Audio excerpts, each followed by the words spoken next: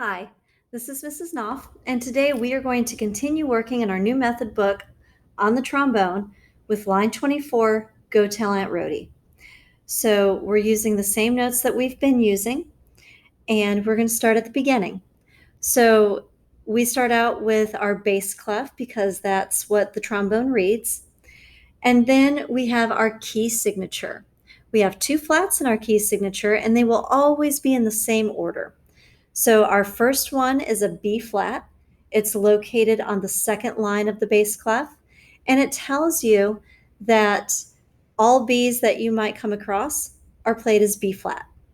Then our second flat is located on the third space, and it's an E flat. And that tells you that any E's that you come across will be played as E flat. And it also tells you that you are in the key of B flat. Next, we have our time signature. We are in 4/4 time.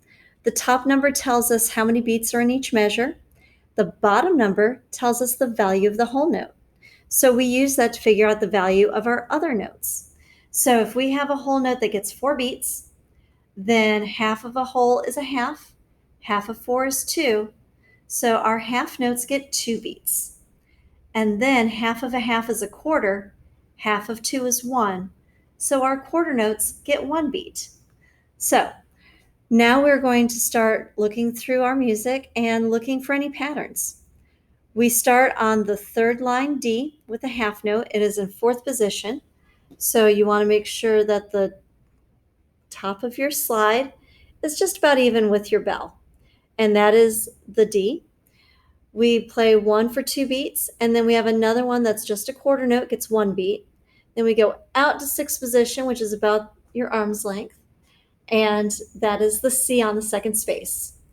Then in measure 2, we come all the way into 1st position, and we have 2 B flats on the second line, and they are half notes.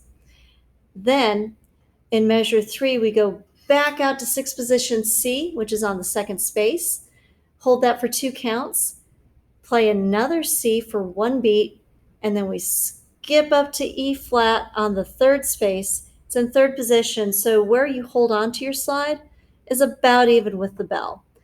It's something you have to listen for more than you're going to try to line it up perfectly by sight. Then in measure 4, we have a D on the third line, so we go out to 4th position. That's 1 beat. Then we have a quarter note C, second space, 6th position. Then we have a half note B flat, second line, 1st position. Then we go to the next line, and measure 5 is the same pattern as measure 1, but it's higher notes. So we're on the 4th line F, still in 1st position.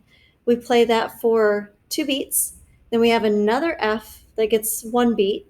Then we go down to the E flat, 3rd position, 3rd space. On our next measure, we have 3 Ds in a row. So we have 4th position D as a half note and then 2 quarters. It's located on the 3rd line. And then measure 7, you're going to be moving quite a bit because we go out to 6th position for the C on the second space. Then to the B flat in 1st position on the second line. Back out to the C, 6th position again, second space, coming up to the D on the 3rd line, 4th position, and then we come back to the B flat as a whole note all the way down in 1st position. It's on the second line. So as we go through, do your best to keep up, and let's get started. We're also going to start each note with a t sound. So that will make each note more clear than if you started with an air attack. Here we go. Let me move so you can see slide positions maybe a little bit better. 1, 2, ready.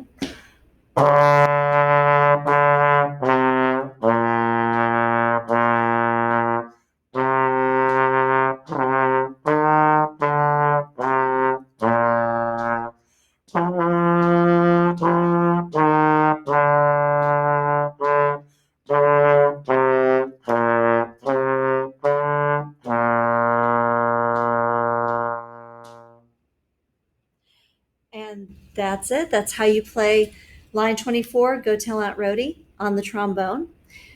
As always, if you are struggling with any of it, um, break it down into smaller chunks. Maybe choose one or two notes to work on and then add the next note, and take it slower if you need to.